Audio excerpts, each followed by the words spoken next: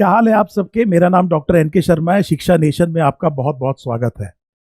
तो NEET entrance exam में biology आप लोगों का फेवरेट सब्जेक्ट है। बायोलॉजी में बड़ी आसानी से काफी ज्यादा स्कोर भी किया जा सकता है।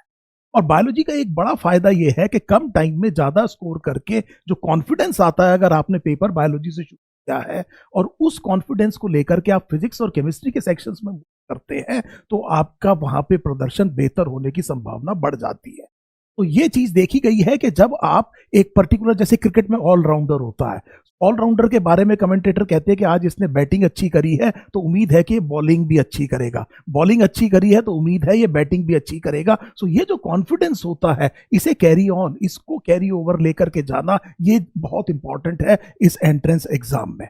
तो how to score 360 out of 360 in NEET 2026 biology. तो देखिए, ये जो 360 आउट ऑफ 360 है, इसका मतलब आप ऐसे समझिए कि कैसे मैक्सिमम स्कोर किया जा सकता है बायोलॉजी में। 360 आउट ऑफ 360 एक काफी कॉमन सा स्कोर था 2024 में, और शायद 2025 में किसी का भी नहीं आया। तो यहां पर हम ये कहना चाह रहे हैं कि जो भी मैक्सिमम स्कोर होगा उसे हम ही स्कोर करेंगे। ये हमारे अंदर कॉन्फिडेंस होना चाहिए, और उसे कैसे अचीव करना है ये हम इस वीडियो में देख रहे हैं। And it is good to have an aspiration of score of 360 out of 360।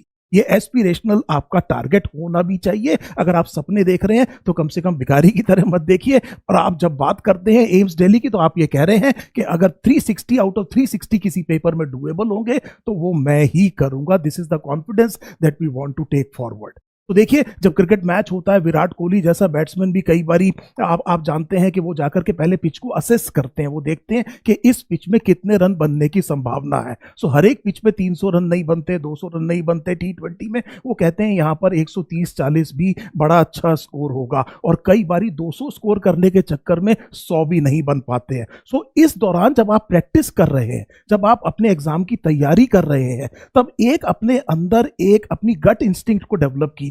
एक अपने अंदर इस तरह की एक इंटेलिजेंस को डेवलप कीजिए कि आप पेपर देखते ही पहचान पाए कि ये पेपर, ये पिच कैसी है। ये 200 रन वाली पिच है, 360 वाली पिच है फॉर एग्जांपल, और यहां पर कितना स्कोर बहुत बढ़िया होगा। ये एक आपको बहुत बड़ा एज देगा, क्योंकि ज्यादातर एस्पिरेंट्स के पास में ये नैक नहीं होता है।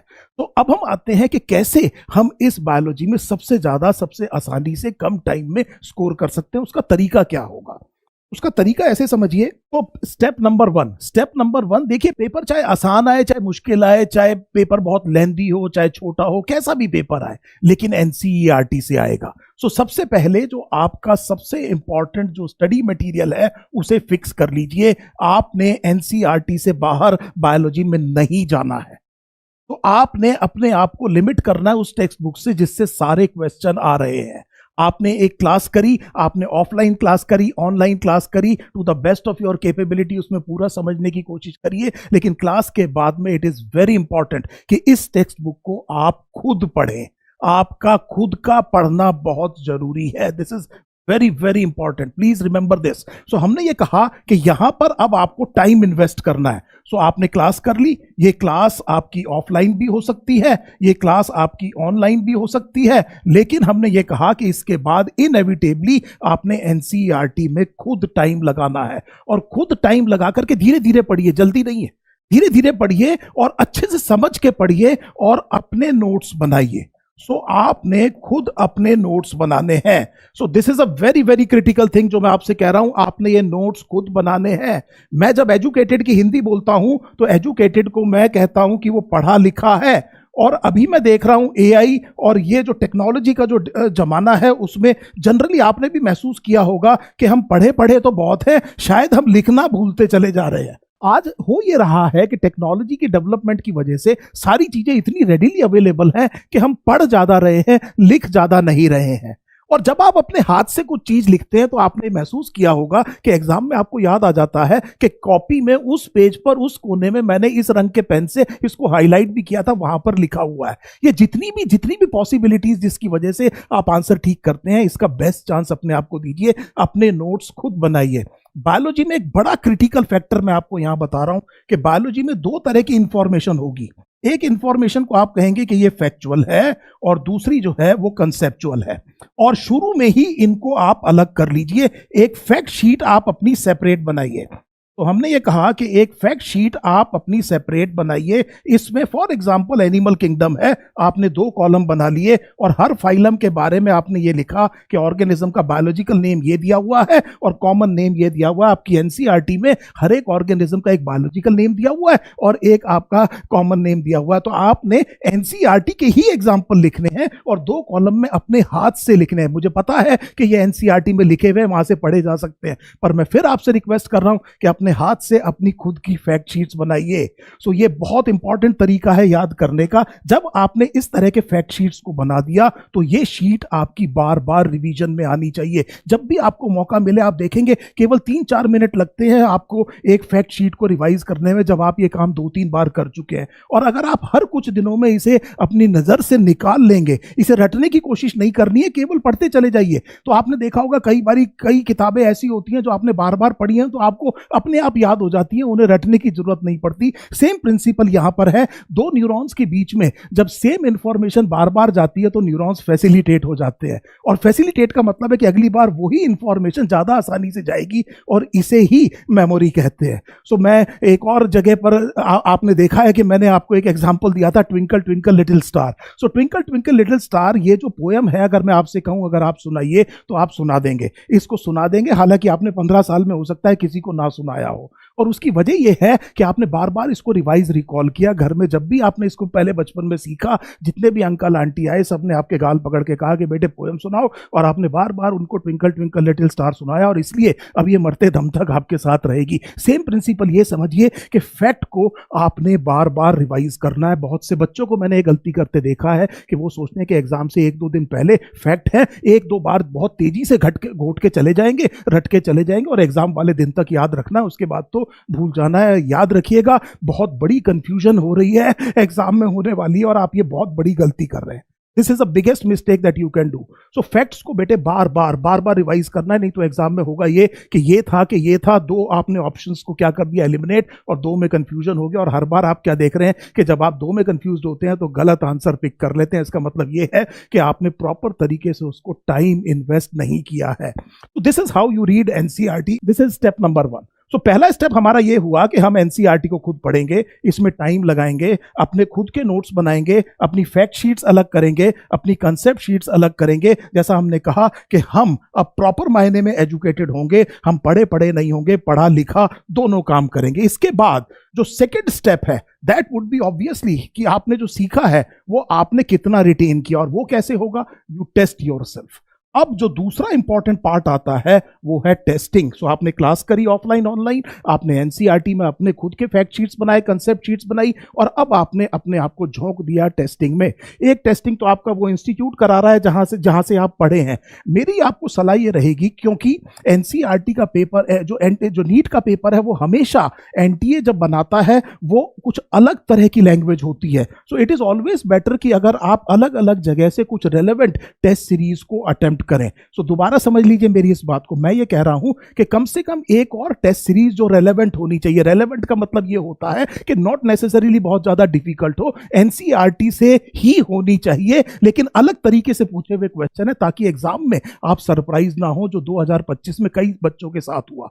वो 2025 में जो बच्चे अपना माइंडसेट लेकर के एग्जाम में गए थे कि किस तरह का पेपर आता है और इसी तरह का पेपर आएगा, उन्हें वहां वैसा पेपर मिला नहीं, और इसीलिए वो बहुत ज्यादा शॉक में आ गए और वहां पर वो फंस गए, और वहां पर उनका टेम्परामेंट खराब हो गया, और इसकी वजह से उनका पेपर खराब हो गया कुछ बहुत अच्छे बच्चों का, because they were not ready to face the surprise. ये जो सरप्राइज एलिमेंट है ये एंट्रेंस का एक बड़ा कैरेक्टरिस्टिक फीचर है। किसी को नहीं पता कि पेपर एग्जैक्टली कैसा आएगा, ये पक्का है कि एनसीईआरटी से आएगा। और इस तरह से the more you sweat in practice, जितना आप प्रैक्टिस में पसीना बहाते हैं, the less you bleed in war. इसलिए कहा जाता है कि जितना पसीना आप बहा सकते हैं प्रैक्टिस में बहाइए, हर तरह के क्वेश्चंस को अपने आप को एक्सपोज करिए, ताकि एग्जाम में जाकर के ये सरप्राइज वाला एलिमेंट कहीं आपके सामने ना आकर के आपका दिन खराब ना कर दे। So this is very very important. आपने टेस्टिंग करी, और इस टेस्ट के करने के बाद में इस टेस्ट को आपने एनालाइज करना है। इस टेस्ट को आपने इसका एनालिसिस करना है। आपने ये देखना है कि इसमें मेरी मिस्टेक्स क्या है, इसमें मेरी मिस्टेक्स क्या हैं, इसका मतलब मेरे को ये भी मैं आपसे कह दूं, मैंने कई बार देखा है कि 4 क्वेश्चन गलत हो गए, उसी का आपने नोट्स बना लिए, पर वो जो 3 छोड़े हैं उनको भी देख लीजिए। कई बार मैंने देखा है कि जो लेफ्ट है उनको बच्चे काउंट नहीं करते, वो ये नहीं मानते कि ये मेरी मिस्टेक है। मेरा कहने का मतलब ये है कि कुछ क्वेश्चंस आपने छोड़े, कुछ आपके गलत हो गए, दोनों को आप एक बार देख लीजिए कि ऐसा क्यों हुआ। और जब आपने इन मिस्टेक्स को आपने एनालाइज किया तो सबसे बड़ी चीज ये है कि अब इसको रिमूव कैसे किया जाए, इस प्रॉब्लम को रिमूव कैसे किया जाए, ये जो आपका डाउट है इसको इसको अब किस तरह से रिमूव किया जाए। यहां पर मेरा स्टेप नंबर 3 आता है। इट इज इंपॉर्टेंट कि आपका एक डिस्कशन फोरम हो।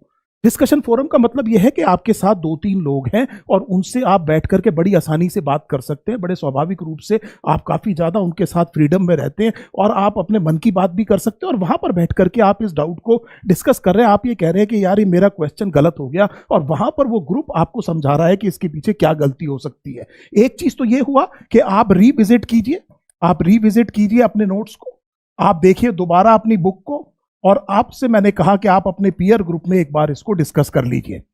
इतने रिफाइंड के बाद भी अगर आपका डाउट क्लियर नहीं हो रहा है तो बड़ा स्पेसिफिक डाउट लेकर के आप अपने टीचर को अप्रोच कीजिए। तो कई बार मैंने बच्चों को देखा है कि वो टीचर के पास जाते हैं कि सर मेरा एक डाउट है, वो पूछते हैं क्या डाउट है, वो कहते हैं जी नर्वस सिस्टम डाउट है।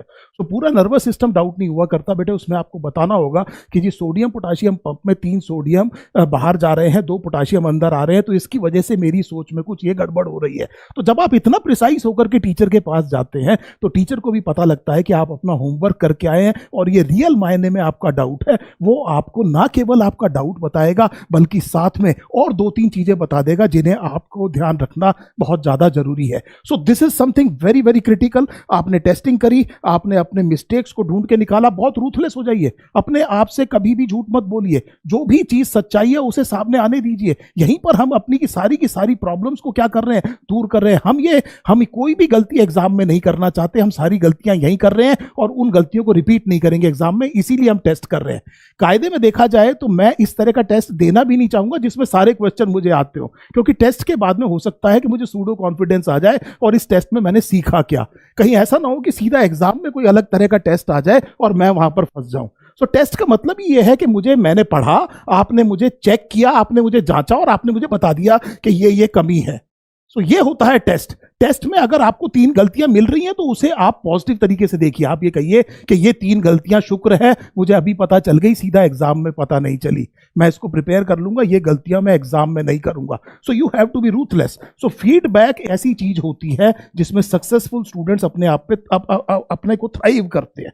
They thrive on feedback. It is not easy to get feedback even from your very near ones. और कोई जन अगर आपको आपकी गलती बता रहा है तो उसे बहुत पॉजिटिव तरीके से लेना चाहिए। सो मुझे समझ में आया कि इस टेस्टिंग से मेरा निचोड़ क्या निकला, और फिर मेरे को यह पता लग गया कि मैंने ये एनोटेट कर लिया और मेरा एक मास्टर रजिस्टर बन गया।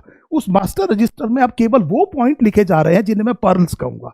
ये वो चीज है जिसे मैंने एग्जाम से पहले देखना है, क्योंकि वजह यह है कि नहीं तो बच्चे क्या करते हैं, एग्जाम से पहले वाले दिन इधर फिजिक्स की किताब खोल दी, इधर केमिस्ट्री खोल दी, इधर बायोलॉजी खोल दी, और सब चीजें उन्होंने रिवाइज करनी है एग्जाम से पहले। अक्सर मैंने देखा है कि अगर मैं एग्जाम में जाकर के, अगर क्लास में जाकर के बच्चों से कहता हूं कि इस तारीख को एग्जाम होगा, तो छूटते ही पहली चीज ये कहते हैं कि सर 2 दिन पोस्टपोन नहीं हो सकता क्या। ज्यादातर बच्चे कहते हैं सर अभी सिलेबस पूरी तरह से तैयार नहीं हुआ है। So please try to understand, perfectionism is a wastage of time. अगर आप ये कोशिश कर रहे हैं कि आप पूरी तरह से तैयार होंगे तभी आप टेस्ट देंगे, तो मान के चलिए आप टेस्ट देना नहीं चाह रहे हैं, आप इस चीज को प्रोक्रेस्टिनेट कर रहे हैं। Good enough is good enough.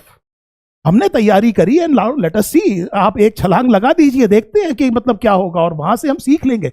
और this is the temperament that you need to develop. जैसा फिर मैं एक बार कहूंगा कि perfectionism is a wastage of time, good enough is good enough. आपका जो सिलेबस है हो गया, आपने एक बार ये सब काम कर लिया, उसके बाद अपने आप को टेस्टिंग की नदी में झोंक दीजिए, देखते हैं वहां से क्या आप पर्ल्स निकाल के ला पाते हैं। So this is something very important to understand. और उसके बाद में जब आपने ये सब चीजें आपने एनोटेट कर ली, यहां पर आपने एक स्वॉट एनालिसिस कर लिया, अब आपको समझ में आ गया कि ये वाला पार्ट मेरा स्ट्रेंथ है, ये वाला पार्ट मेरा वीकनेस है, इस वीकनेस पर मैं ये काम करूंगा, ये मेरा स्ट्रेंथ में कन्वर्ट हो जाएगा। This is what needs to be done. अब आप तैयार हैं। अगर एग्जाम में उस दिन पेपर ऐसा आया कि उसमें 360 नंबर आ सकते हैं अगर किसी के भी, तो आपके ही आएंगे। इस तरह से अगर आप तैयार करेंगे, जितना भी मैक्सिमम पॉसिबल स्कोर है, अगर आपने इस तरह से तैयार किया है तो बिलीव करना ये आपके ही आएंगे। और एक और बात बड़े ध्यान से समझिए, मेरे एक कुलीग ने मुझे बहुत अच्छी बात बताई, मुझे बहुत पसंद आया कि अगर एग्जाम में अगर आपसे कोई क्वेश्चन नहीं हो रहा और आपने बहुत अच्छे से तैयारी की हुई है, दोबारा समझिए, आपने बहुत अच्छे से तैयारी की हुई, आपने कहा ये टॉपिक तो मैंने बहुत अच्छे से पढ़ा हुआ है और ये क्वेश्चन मेरे से नहीं हो रहा, तो आपके दिमाग में ये आना चाहिए ये किसी से भी नहीं हो रहा होगा, क्योंकि मैंने बहुत अच्छे से तैयारी की है। This is a very important instinct that you need to develop. उसकी वजह यह है कि एग्जाम में बेटे टेम्परामेंट बहुत पिवटल होता है। जो आदमी एग्जाम में अपने टेम्परामेंट को लूज नहीं करता, जो दिमाग में जिसकी नर्व्स ऑफ स्टील है, बहुत ज्यादा कूल रहता है, वो हमेशा मैंने देखा है कि एग्जाम में उन लोगों से अच्छा करता है जो कि एक्चुअली हो सकता है टेस्ट सीरीज में, मॉक टेस्ट में जनरली अच्छा स्कोर करते हो। So this is a very common thing that we have seen. So आपको ये बात अच्छे से समझ में आ गई कि किस तरह से ये स्कोर किया जा सकता है। और अब उस दिन देखेंगे कि ये पिच कैसी है। आप विराट कोहली हैं, आप जाकर के देखेंगे कि हाँ 360 की है तो आपने 360 आराम से स्कोर किया है। अब आपने देखा कि ये 340-45 की, आपने वो स्कोर किया। So you should be in the top most bracket. So believe me, अगर आप इस तरह से करेंगे तो कैसा भी पेपर आ जाए, you will always be scoring amongst the best. So I hope you have understood, you will agree with me कि इस तरह से अगर मेहनत की जाए तो क्यों नहीं, और क्यों मैं नहीं। This is very very important. उम्मीद है आपको इस वीडियो से जरूर कुछ सोचने को मिला होगा, कुछ सीखने को मिला होगा। आप इस बात से एग्री करते हैं कि नहीं करते हैं तो वीडियो के कमेंट सेशन में जरूर मेरे से बताइए कि आपके अपने क्या विचार है। कोई और चीज आपको ऐसी लगती है जो कि बहुत अच्छी हो सकती है, ज्यादा स्कोर करने के लिए सबके काम आ सकती है, उसको भी हमारे साथ शेयर कीजिए। Let us have a dialogue rather than monologue. Thank you for your time. Thank you so much. This is doctor N K Sharma from शिक्षा नेशन।